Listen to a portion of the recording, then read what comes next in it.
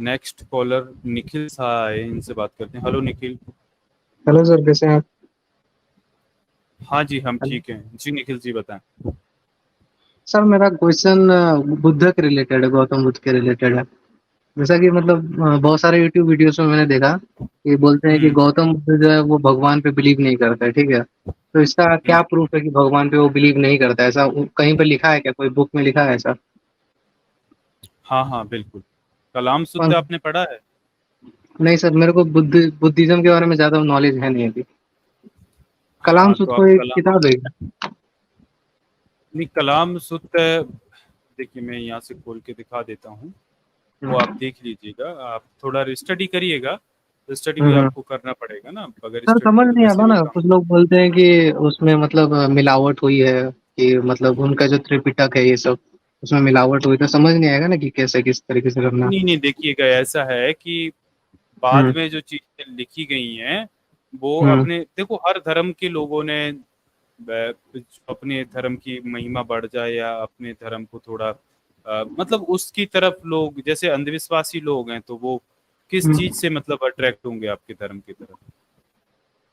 वो तभी तो होंगे ना जब आप कुछ फिक्शनल बात करोगे, कुछ चमत्कारिक बात करोगे, कुछ अकल्पनीय बात करोगे। तो उस हम्म। टाइम ऐसा ही था। तो बाद में बुद्धा के टाइम पे नहीं, उसके बाद में ये हम्म। चीजें हुई हैं। तो एक मिनट यार, मैं ये आपको कलाम सूत्र दिखा देता हूँ। ये ओपन नहीं हो रहा है, लेकिन चलो ये मैंने यहाँ से खोला है। हालांकि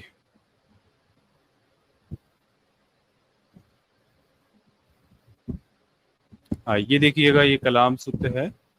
हम्म। ये कलाम सूत्र आया है आ, अंगुत्तर निकाय वॉल्यूम 1 की पेज 188 से 193 तक है। ये कलाम सूत्र में ये आया है, बुद्ध ये कहते हैं, do not believe in anything simply because you have heard it. मतलब वो ये कहते हैं कि आप किसी चीज में इसलिए हाँ सर, भरोसा मत ये करने। वाला लाइन मैंने पढ़ा था, लेकिन इसमें भगवान के रिलेटेड कुछ लिखा नहीं है ना कि भगवान, I don't believe in God, और ऐसा करके कुछ। अरे भाई, तुम सुनिए ना पूरा। Do hmm. Not believe in tradition because they have been handed down for many generations। तो ये वही तो कह रहे हैं, do not believe in anything because it is spoken and rumored by many। Do not hmm. believe in anything simply because it's found written in your religious book। Do not believe in anything merely on the authority of your teachers and elders। After observation and analysis, when you find that anything agrees with reason and is conducive to the good and benefits of one and all, then accept it and live up to it। तो देखिएगा, ये बिल्कुल rationally बातें हैं, लिखी गई हैं कि आप किसी पे इसलिए भरोसा, मतलब किसी बात पे, सुनी सुनाई बात पे ऐसी भरोसा मत कर लीजिए।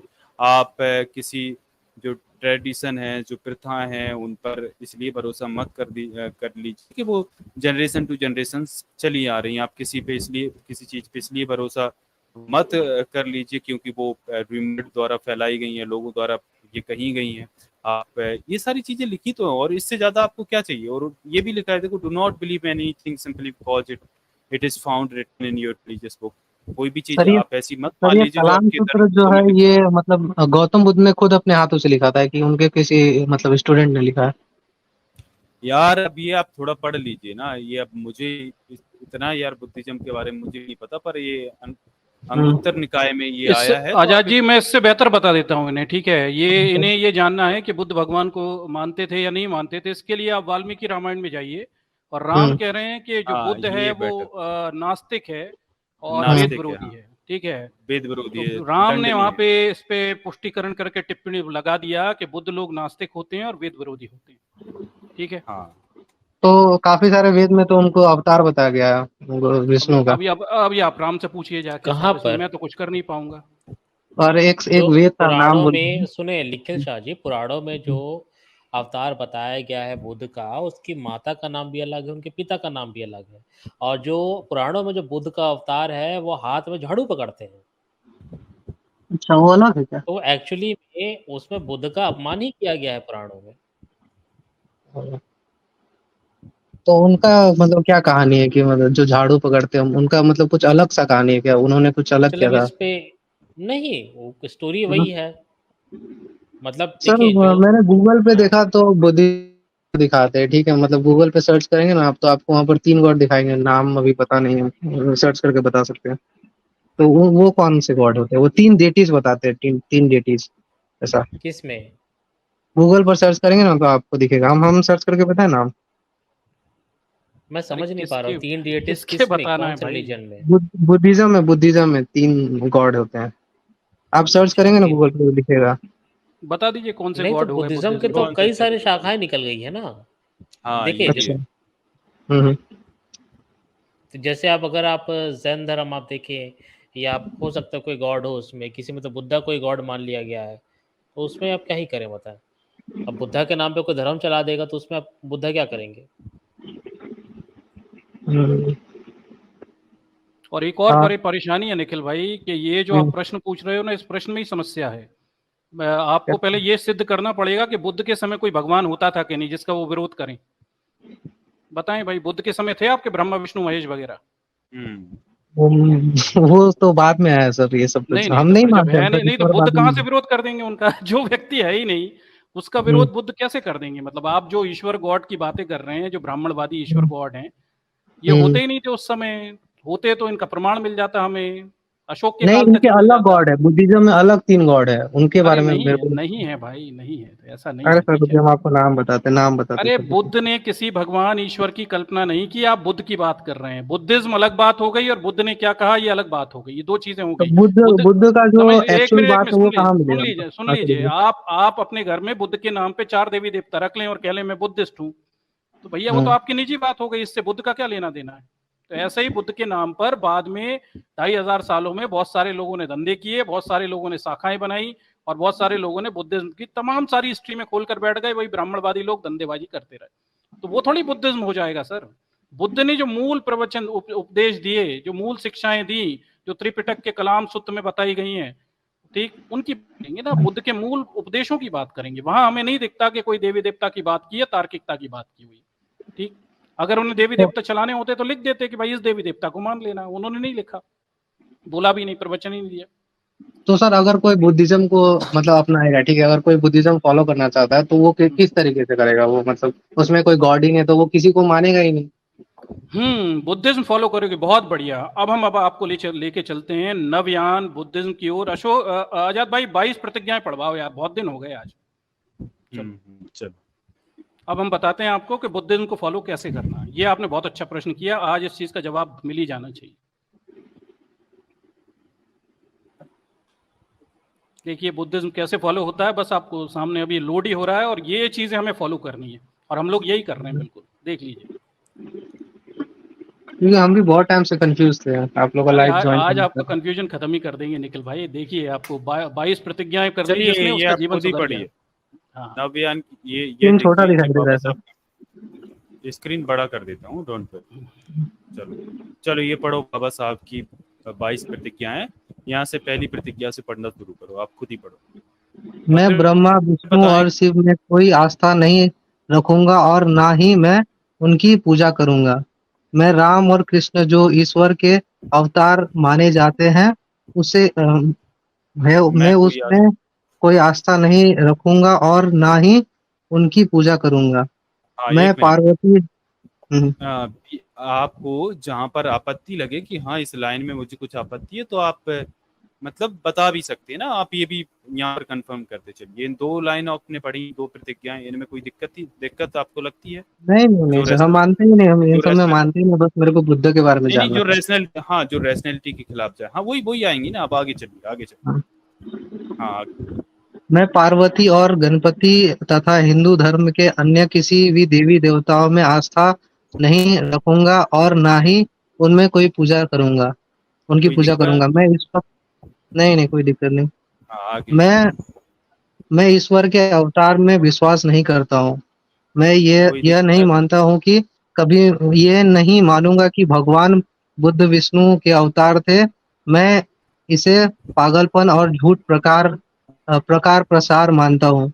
मैं हम्म, शत श्राद्ध पक्ष श्राद्ध नहीं करूंगा और ना ही पिंडदान करूंगा। मैं बुद्ध के सिद्धांतों और उपदेश की उल्लंघन उल्लंघन करने उल्लंघन करने वाले तरीके क्या लिखा तरीके से कार्य नहीं करूंगा। कार्य नहीं कर मैं मैं ये जो है ना हम्म, भगवान बुद्ध के वो जो तरीके हैं वो कलाम सुनने वाले तरीके हैं ना, तब बुद्ध पाखंड को वाले। भगवान क्यों कहा जाता है? भगवान का क्या मतलब होता है? अरे अब आप भगवान ये तो को पढ़िए, ये वो पढ़िए, फिर बात वो करते हैं उस पढ़िए, पे। अच्छा भगवान ठीक है। का शब्द वो अर्थ बता अभी देंगे। बात करेंगे उस पे, आप मैं पढ़िए। ब्राह्मणों द्वारा कोई भी क्या है कार्यक्रम नहीं करूंगा। हम्म, मैं मनुष्य की क्या लिखा है ये समानता में विश्वास रखता हूँ। मैं करता हूँ। समानता सर ये बड़ा कर दीजिए तो सर और छोटा दिख रहा है। हम्म, यार ये तो अब बड़ा ही सही हो। है। हम्म। हाँ मैं समानता स्थापित। स्थापित करने की प्रयास हाँ, करूंगा। मैं बुद्ध के अष्ट क्या है अष्ट ग्रंथ अष्टांग अष्टांगी मार्ग। अष्टांग अष्टांगिक मार्ग अष्टांग मार्ग मतलब अरे आप अष्टांगिक पढ़ते तो मार्ग जाएं, के बता अनुसार देंगे। के अनुसार करूंगा। मैं बुद्ध द्वारा निर्धारित 10 पर परमतों के पालन करूंगा। परिमित परिमितों परिमिता। का पालन। मैं परिमिति हाँ। सभी जीवित प्राणियों के प्रति दया और प्यार भरी दयालु रखूंगा तथा उनकी रक्षा करूंगा। मैं चोरी नहीं करूंगा। मैं झूठ नहीं बोलूंगा। मैं कामा कामुक पापों कामुक पापों नहीं करूंगा। कामुक पाप मतलब पापों को कामुक पापों को नहीं करूंगा। कामुक नहीं कामुक करते, पाप व्यभिचार। व्यभिचार। अच्छा अच्छा। मैं शराब हाँ, ड्रग्स जैसे मादक पदार्थ का सेवन नहीं करूंगा। मैं महान अष्टांगिक मार्ग के पालन का प्रयास करूंगा एवं सहानुभूति और अपने दैनिक जीवन में दयालु रहने का अभ्यास करूंगा। मैं हिंदू धर्म का त्याग करता हूँ जो मानवता के लिए हानिकारक और उन्नति एवं मानवता के विकास के में बाधा है क्योंकि यह असभ्यता पर असम्यता असम पर आधारित असामान्यता असमानता पर पर आराम से इत्मीनान असामान से पढ़े आप आराम से हाँ, पढ़िए, आराम से पढ़िए, कोई आराम से जल्दी नहीं है। पढ़िए आप। हाँ, कोई असाम जल्दी नहीं है। असमानता, असामान्य असमानता। असमानता असमानता पे आधारित है और क्या स्वधर्म स्वधर्म के रूप में स्वधर्म के बौद्ध रूप धर्म में बौद्ध मार्ग को अपनाता हूँ। मैं ये क्या है सर दृढ़ता, दृढ़ता के साथ दृढ़ मैं दृढ़ता विश्वास दृढ़ता करता दृढ़ता के हूँ। साथ ये विश्वास करता हूँ कि बौद्ध का धम्म ही सच्चा धम्म है। मुझे विश्वास है कि इस धर्म का परिवर्तन के द्वारा फिर से जन्म लेता रहा धम क्या परिवर्तन के द्वारा फिर से जन्म लेता रहूंगा। धम परिवर्तन यानी उन्होंने अच्छा धम बदल ले लिया, रहा ठीक हूँ, है। अच्छा ले रहा अच्छा हूँ, ले अच्छा रहा अच्छा हूँ। ले रहा मतलब हूँ। मेरे विचारों का परिवर्तन, मतलब एक नई जिंदगी में शुरू कर रहा हूँ।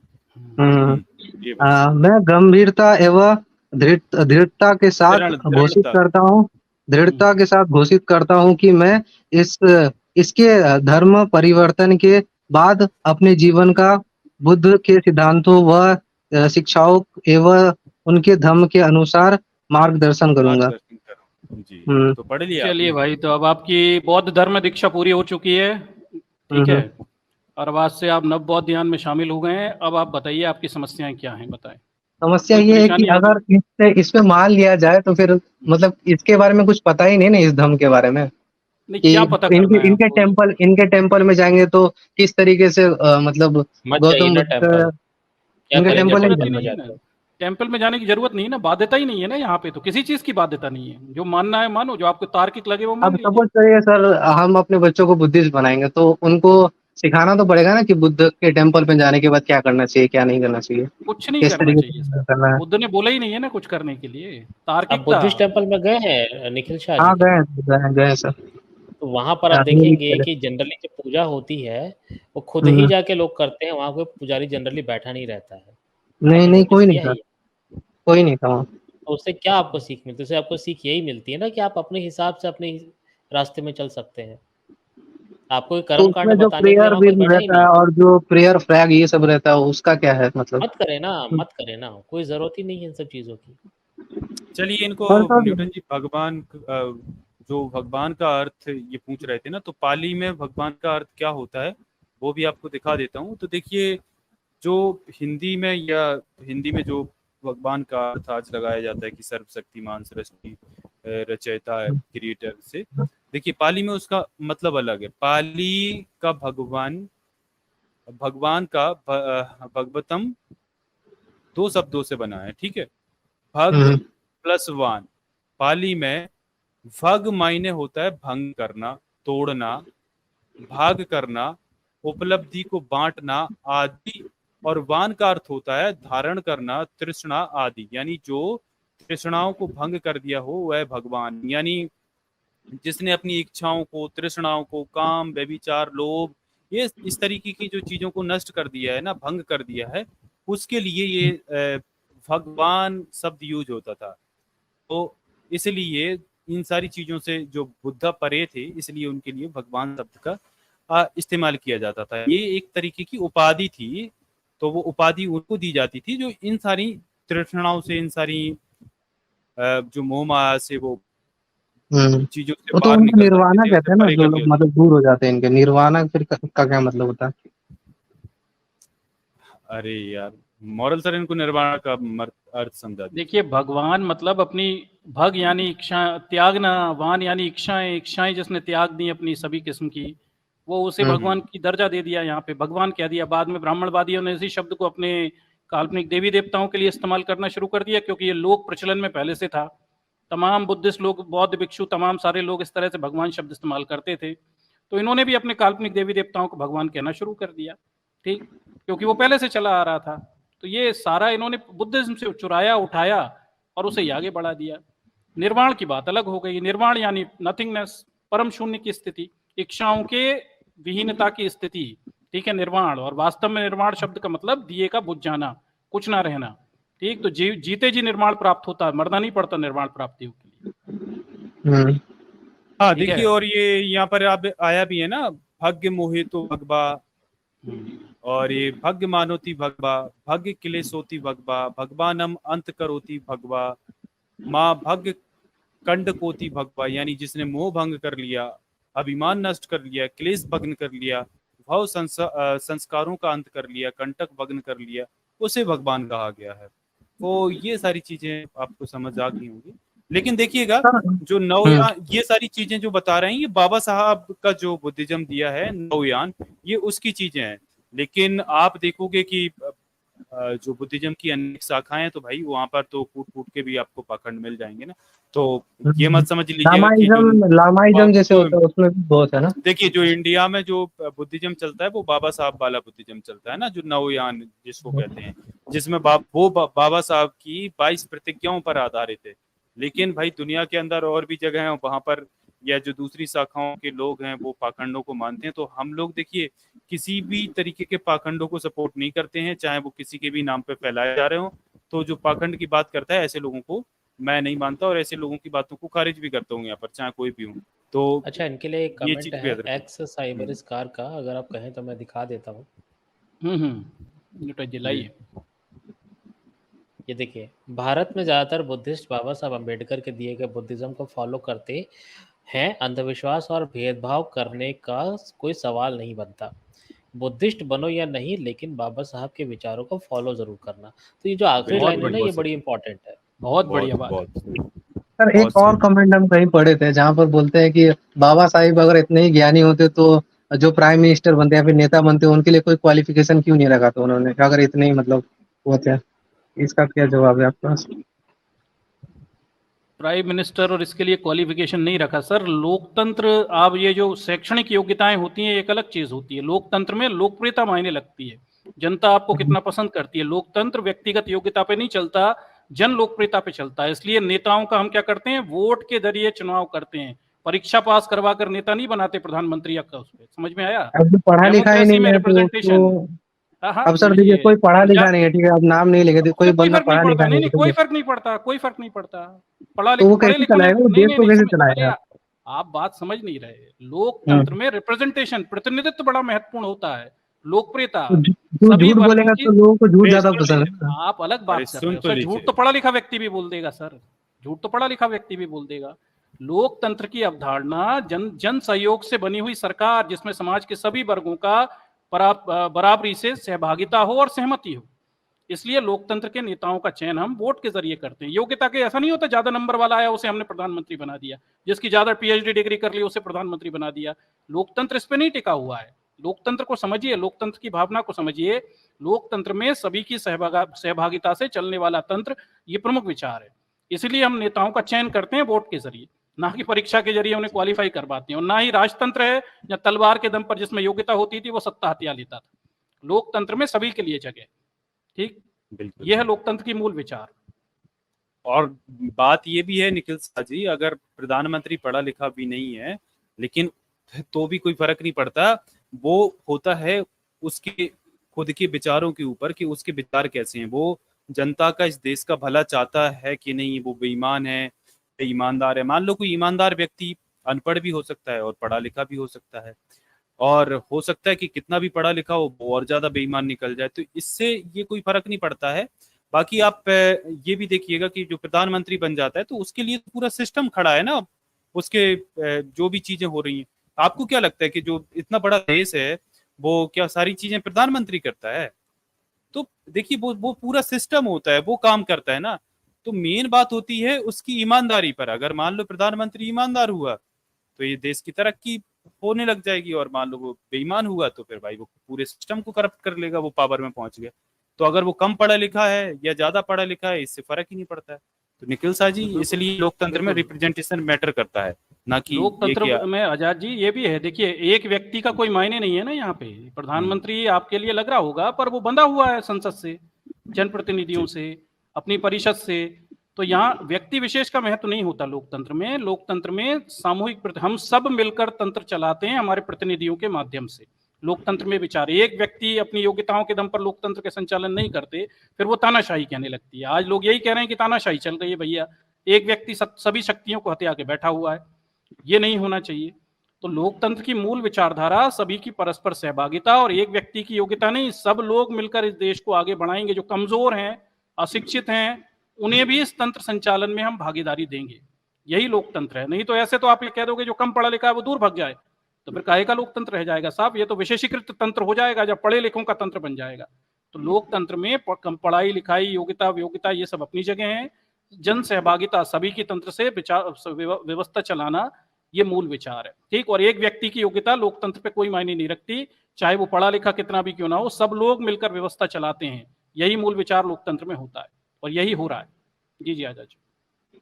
सर एक और क्वेश्चन है स्पिरिचुअलिटी को लेके, कि बुद्धिज्म में मतलब जो ये सब मेडिटेशन वगैरह ये सब होता है, तो इसमें मतलब अगर इसमें आत्मा है ही नहीं तो फिर स्पिरिचुअलिटी का क्या मतलब होता है इसमें? इसका मतलब इसमें कुछ अलग सेंस पे बोला जाता है, जैसे भगवान का आपने बताया।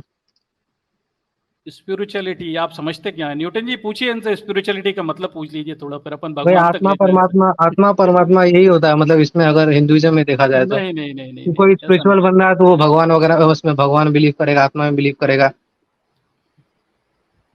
न्यूटन जी पूछिए जरा, क्या क्या है मतलब इसमें, क्या लगता क्या है? स्पिरिचुअलिटी मतलब क्या? आप आध्यात्म मतलब को जैसे ये ईश्वर से तो जोड़ के देख रहे हैं कि बगैर ईश्वर के आध्यात्म नहीं हो सकता। इनका ये कहना है कि इन्हें ये बताया गया है कि आध्यात्म मतलब आवश्यक रूप से आध्यात्मिक विचार में ईश्वर होना चाहिए, जैसे हिंदुओं में करते हैं। आध्यात्म मतलब ईश्वर का नहीं, चिंतन मनन जरूरी करना। नहीं है, ऐसा जरूरी नहीं है, बिल्कुल भी जरूरी नहीं है। आप जो है देखिए, आज के जो गुरु हैं और आज के जो मॉडर्न गुरुज हैं, वो तो आध्यात्म की बातें करते हैं, पर वो ये भी कहते हैं कि ईश्वर को मानना है मानो, नहीं मानना है मत मानो। तो ईश्वर का भी सेंटर पॉइंट है ही नहीं आध्यात्म में। ये तो आपकी सर एक जो मतलब रिसेंटली एक वेब सीरीज देखा था, अभी रिसेंटली लॉन्च हुआ है, असुर नाम है, ठीक है। तो उसमें एक बुद्धिस्ट बच्चा रहता है, तो वो आत्मा की बात करता है, ठीक है। तो वही मेरे को समझ नहीं कर आया कि दिया होगा ना स्पिरिचुअलिटी, आत्मा की बात, उससे क्या होता है? नहीं तो वो तो उसमें बहुत सिंपल है ज्यादा ना। मतलब पाखंड टाइप का मेरे को लगा, कि बोलता है कि मतलब तुम्हारे पापा की आत्मा मेरे अंदर आ गई है, ये जो मैं बोल रहा हूँ ये तुम्हारे पापा बोल रहे अरे हैं, ऐसा टाइप। महाराज, आप समझें कि सीरियल टीवी में क्या दिखाता है, उससे थोड़ी ना आप एक रिलीजन या एक आइडियोलॉजी आप डिफाइन करेंगे। इससे क्या फर्क पड़ जाता है? असलियत में देखिए निखिल शाह जी, जो हिंदू धर्म का बौद्धिक आध्यात्मिक चिंतन है ना, वो पूरी तरह से भौतिक है। वास्तविक आध्यात्मिक चिंतन तो बुद्धिस्टों का है। हिंदुओं का तो भौतिक चिंतन है, ये तो आध्यात्म के नाम पे भौतिक चिंतन करवाते हैं आपसे, आत्मा, परमात्मा, लोक, कर्म, लाभ, पैसा, धंधा, बच्चे, औरत, इन्हीं सब के लिए तो आध्यात्मिक चिंतन करवाते हैं। मतलब क्या आध्यात्मिक चिंतन है बताए, हिंदू धर्म में क्या आध्यात्मिक चिंतन है? अच्छे कर्म करो, कर्म क्या, वो भी धर्म का पालन करो, पूजा पाठ करो, उनको पंडितों को दान दक्षिणा दो, स्वर्ग मिल जाएगा, स्वर्ग में जाकर क्या होगा? भौतिक सुख, इंद्र होगा, अप्सराएं होंगी, नचेंगी, दारू पियोगे, ऐश करोगे। ये तो भौतिक चिंतन हो गया सर, इसमें अध्यात्म कहाँ है? मुझे बताएं ना, हिंदू धर्म के अध्यात्म में अध्यात्म कहाँ है? पूरा भौतिक चिंतन है। देवी देवता भी सब औरतें रख रहे सही बात हैं, है, बच्चे बिल्कुल पैदा सही कर बात रहे है। हैं, नौकरियां ऐश कर रहे हैं, खूब खा पी रहे हैं, मोटे हो रहे हैं, युद्ध लड़ रहे हैं, और आपस की बीवियों के, औरतों के लिए युद्ध लड़ रहे हैं। आध्यात्म है कहाँ हिंदू धर्म में? थोड़ा मुझे बताएं तो सही, आप किस जगह पे आध्यात्म? पूरा भौतिक हाँ चिंतन सही है हिंदू बोले धर्म सर। में। वास्तविक अध्यात्म के लिए तो आपको बुद्ध धर्म पढ़ना पड़ेगा, तब आप वास्तविक आध्यात्मिकता तक पहुंच पाएंगे।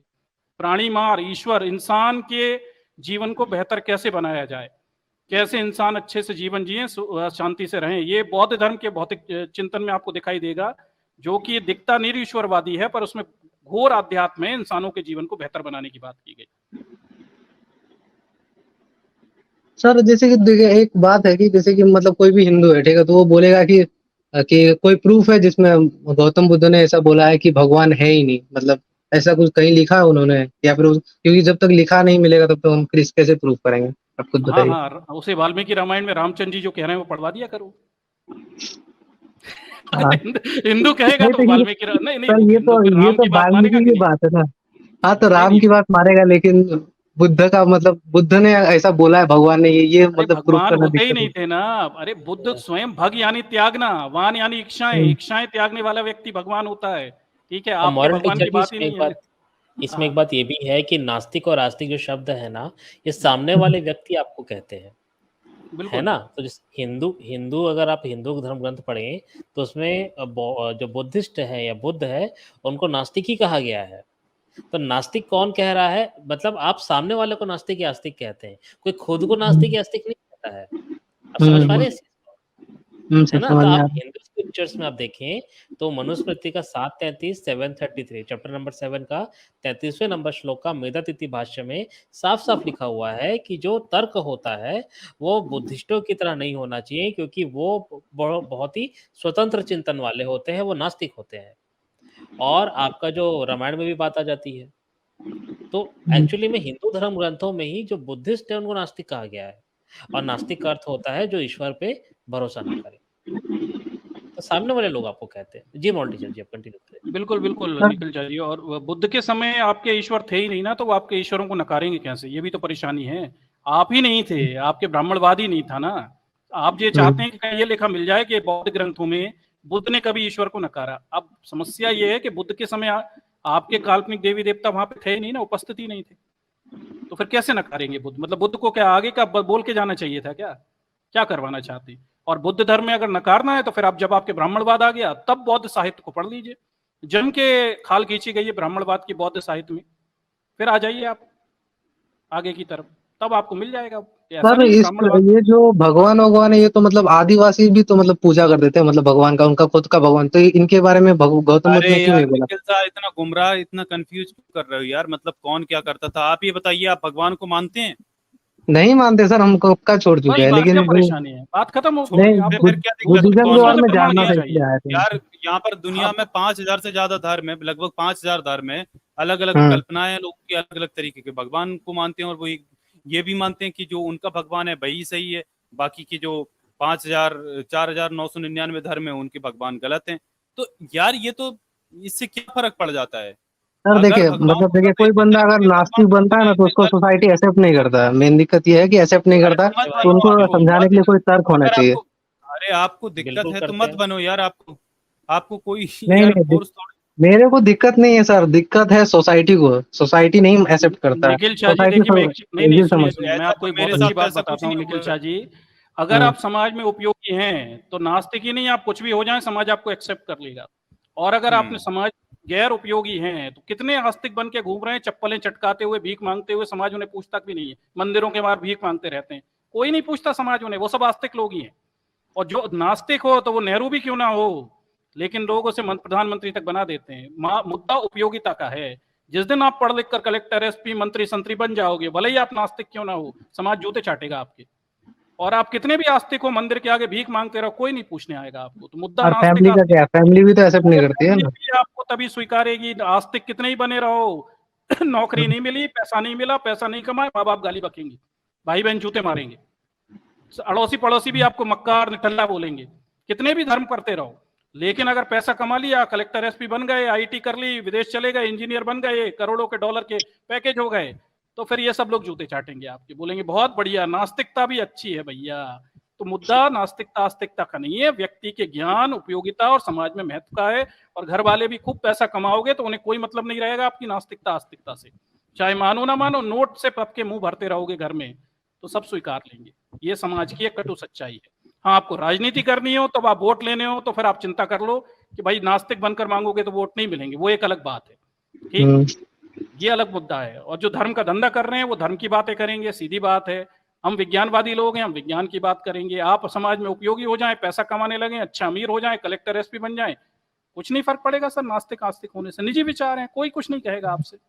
समाज में उपयोगी होना जरूरी है, समझते हैं ना, महत्वपूर्ण जो है उसके विचार सब मानते हैं। आप अभी कुछ भी बोलो अपने मित्रों से, वो आपकी बात नहीं मानेंगे, लेकिन जिस दिन आप समाज में कुछ बन गए फिर मान लेंगे, हाँ यार ये व्यक्ति बोल रहा है तो पक्का इसमें कुछ बड़ी बात होगी। तो पहले अपने आप को उपयोगी बनाओ, तब मंच पे चढ़कर कुछ बोलो, तब लोग आपकी बात स्वीकारेंगे। जी सर, आजाद जी लीजिए। ठीक है सर, सर समझ गए सर, बहुत अच्छा लगा आप लोगों से बात करके। बस वही जो डाउट था मन में क्लियर हो गया, और कुछ नहीं पूछना।